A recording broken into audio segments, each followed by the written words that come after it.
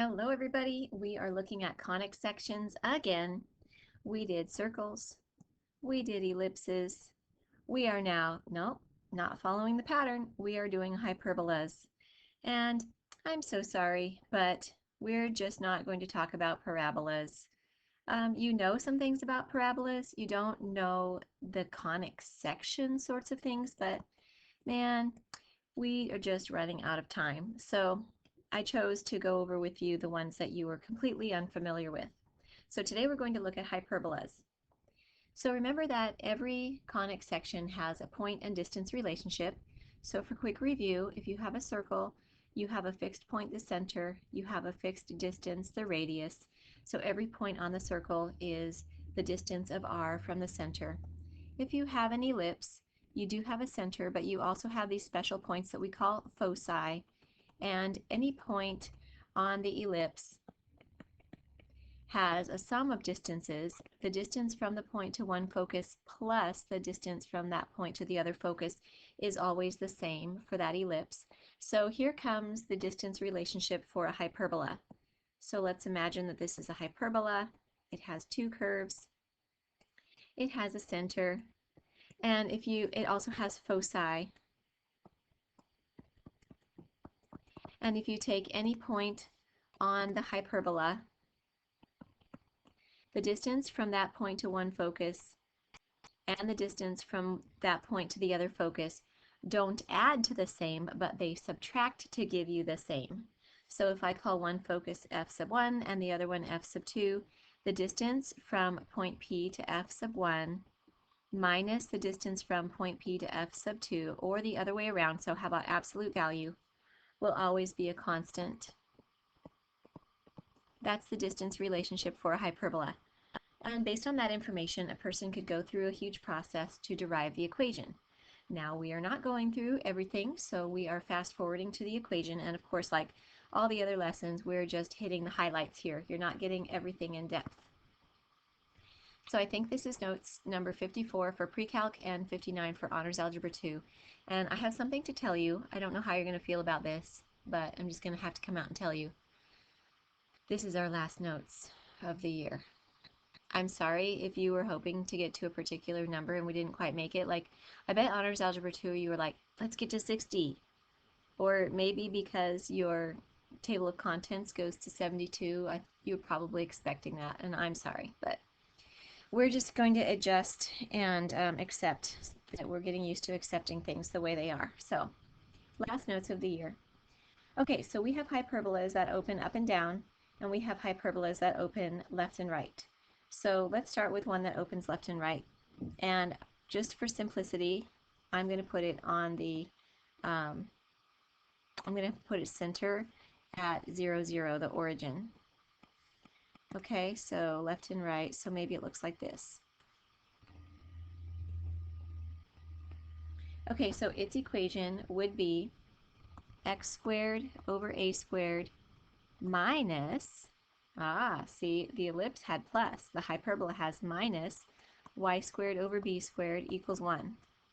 Now, that should seem fairly logical, that because we subtracted two differences and that was a constant, instead of adding, we subtracted two distances, instead of adding two distances, we get a minus instead of a plus. That kind of makes sense. It's not approved by any means. Okay, so that's if it's centered at the origin. And the value of a and the value of b, squared, sorry, they have a specific meaning just like they did for the ellipse. We'll get to that in a minute. If you have a hyperbola that opens up and down, I'm also going to center this one at the origin for now.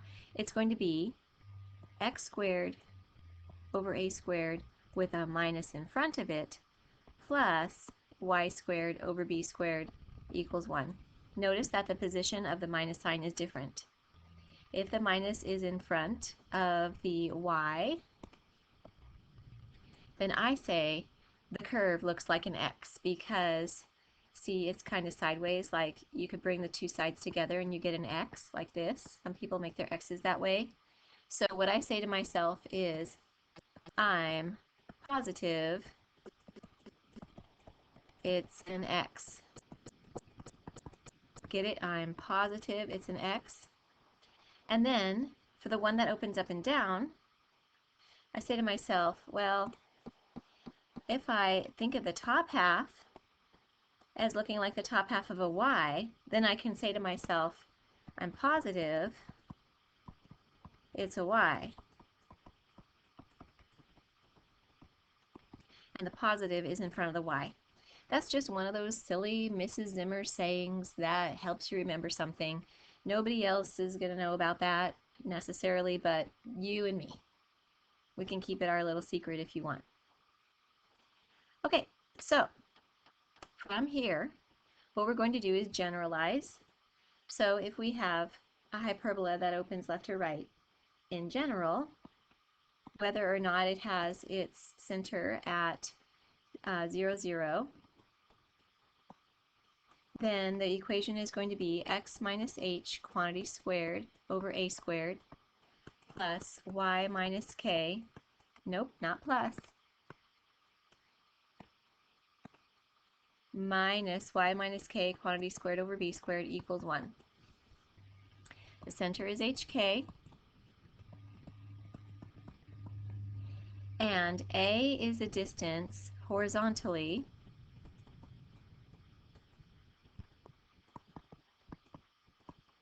from the center to the vertex, where the vertex is this point here and this point here.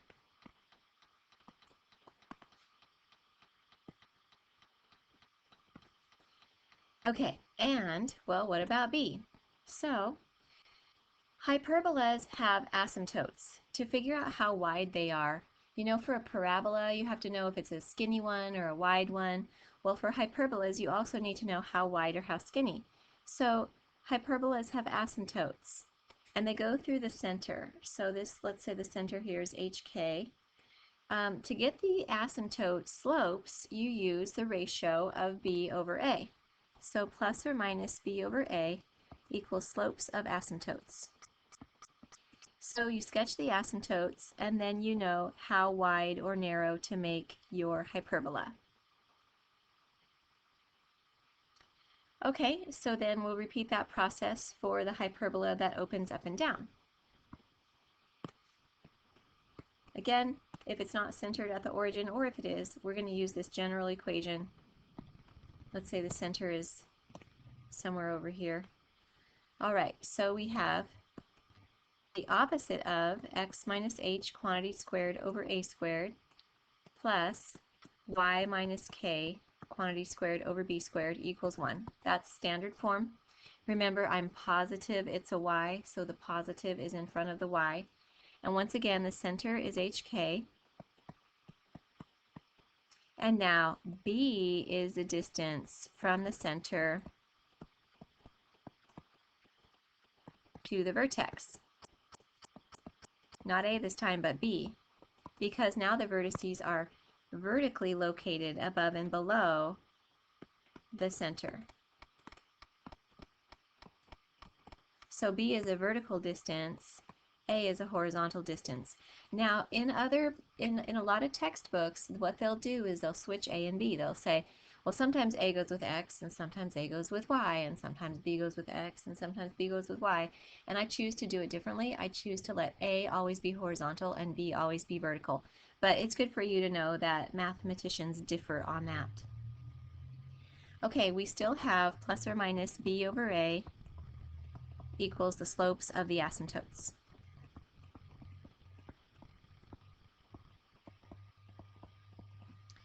Okay, let's do some examples.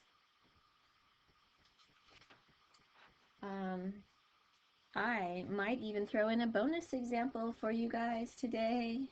If you're good, we'll see. Okay, number 1. We're going to graph a hyperbola. And let's also give the center and the value of a and the value of b.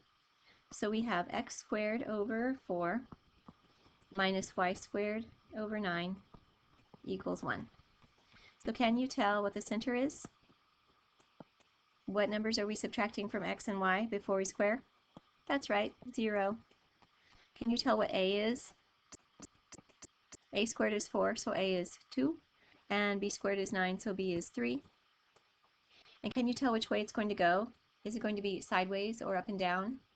Are you positive it's an X, or are you positive it's a Y? I'm positive it's an X, so it's going sideways. Okay, so let's draw the graph.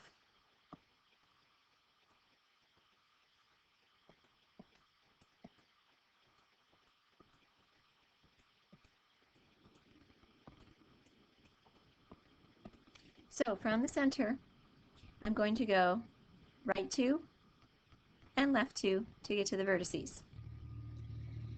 Now I want to use my slopes. Plus or minus b over a would be plus or minus 3 over 2. So I've already gone, from the center I've already gone the run of 2, I just need to go the rise of 3.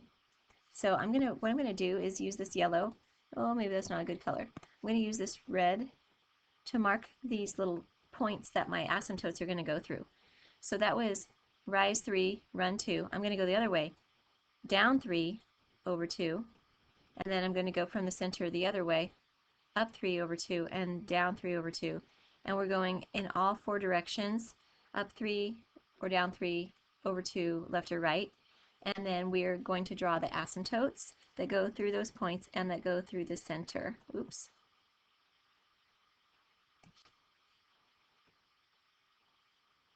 Kind of missed my center. Okay, so then those asymptotes guide you for how wide to make the curve. So starting at your vertex, you can draw the curve. Now let's not do this. I see this all the time. What good was the asymptote if I draw it like that? Not good. So go ahead, make it look like it's going closer to the asymptotes, like so. Okay, let's try number 2. Another graph.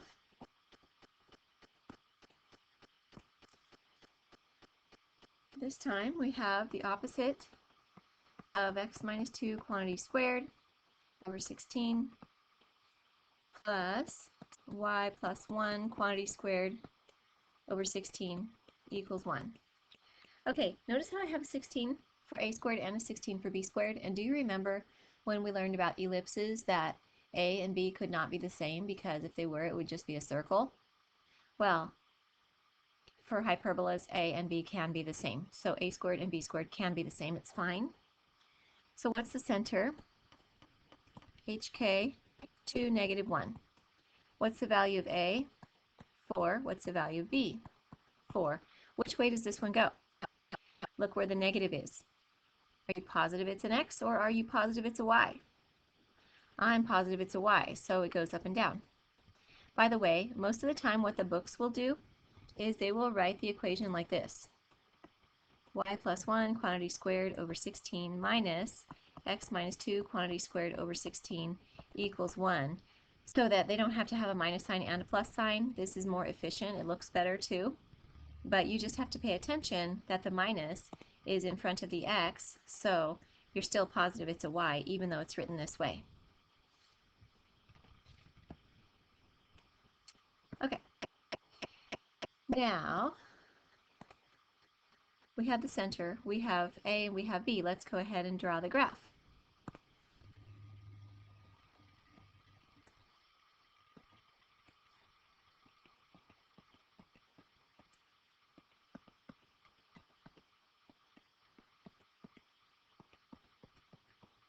Okay, center 2, negative 1. I should always mark my scale. 2, negative 1, center. From there, to get to the vertices, we're going to go up 4 and down 4. Vertex, vertex.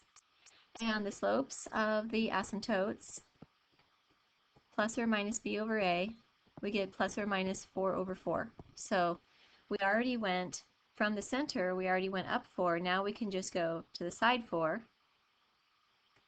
from each of those vertices, both directions.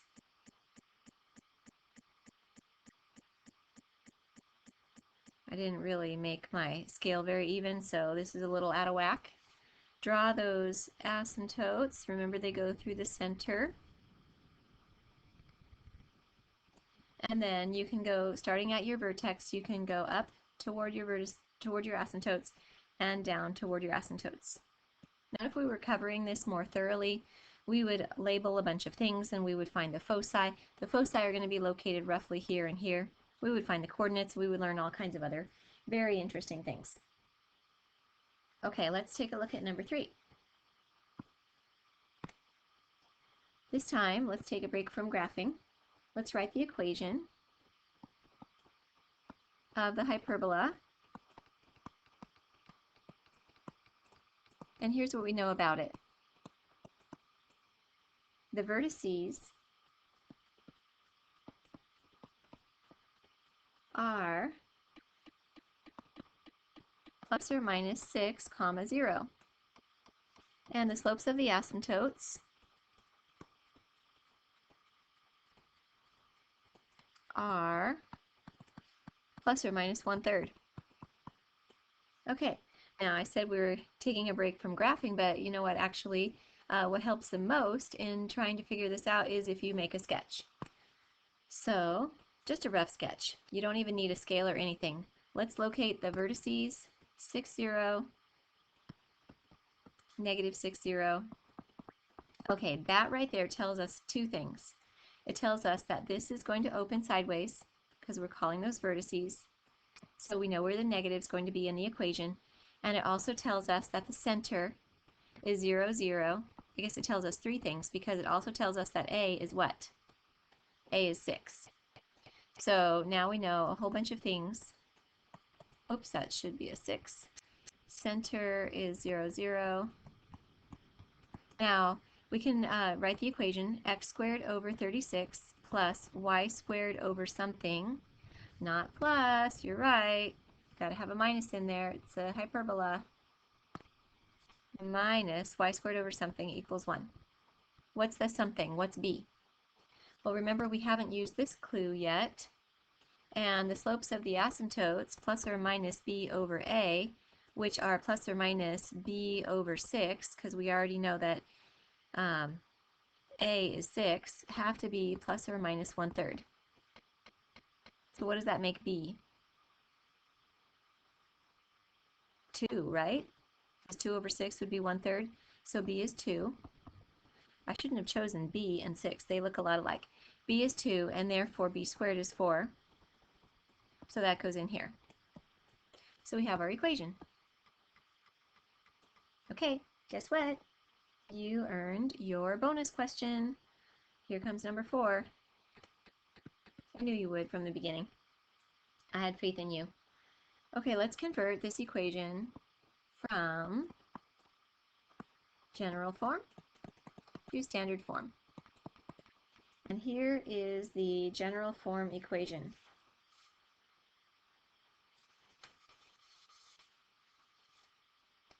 Five x squared minus 4y squared minus 10x minus 16y plus 9 equals 0. Can you tell by looking at this that it is not a circle? Can you tell that it is not an ellipse? If you look at the values here, they're not the same and they're not both positive, so we know it's not a circle. And because there's a negative, we know it's not an ellipse. So we know it's a hyperbola. I suppose if the numbers work out that way, we think it's a hyperbola. So do you remember when we worked on circles, we converted from general form to standard form by completing the square? Oh yeah, we're going to do that here. So what we have to do is complete the square for x and complete the square for y. So let's put 5x squared minus 10x first, and then minus 4y squared minus 16y next, and then I'm going to subtract 9 from both sides. Now I need to factor 5 out of the x and x squared terms, and then I can add a number to complete the square. And then I need to factor negative 4 out of the y and y squared terms, and be careful with this. That's going to leave you with a plus 4y, not a minus 4y, because we factored out the negative. And whatever numbers we add to the left, we add to the right. Okay, what completes the square on x? If you add a 1. What completes the square on y? If you add a 4. What do I add to the other side? Not 1 and 4. Why not? Because I didn't really add 1. I added 1 times 5. So I add 5 to the other side. And I didn't really add 4. I added 4 times negative 4. So I added negative 16 to the other side. So now we have 5 times, and let's factor the quantity. So we have 5 times x minus 1 quantity squared minus 4 times y plus 2 quantity squared equals, what do we get when we add all those together?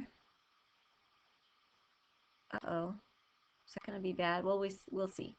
Equals, I get negative 20. Is that what you get? Okay. It's not in standard form yet. We need to have that equals 1 in the equation, and so we're going to divide both sides of the equation by negative 20. So we can divide each term by negative 20. So we're going to have the opposite of x minus 1 quantity squared over 4. We reduce the 5/20ths to 1/4. Then we're going to have plus, because we had minus 4 minus 20, negative over negative, plus y plus 2 quantity squared over 5 equals 1. Okay, that does look like the equation of a hyperbola. So we got the standard form. And bonus question, if you were going to do more with this, what would the center be? The center would be 1, negative 2. What would the value of A be? It would be 2. What would the value of B be? B be square root 5. And which way would this one go? I'm positive it's a y, so it would go like so. Okay, fantastic. Oh, boy, am I going to miss teaching you guys lessons. Okay, so Hyperbolas worksheet, check answers, ask questions, send pictures. Once again, thank you, everybody.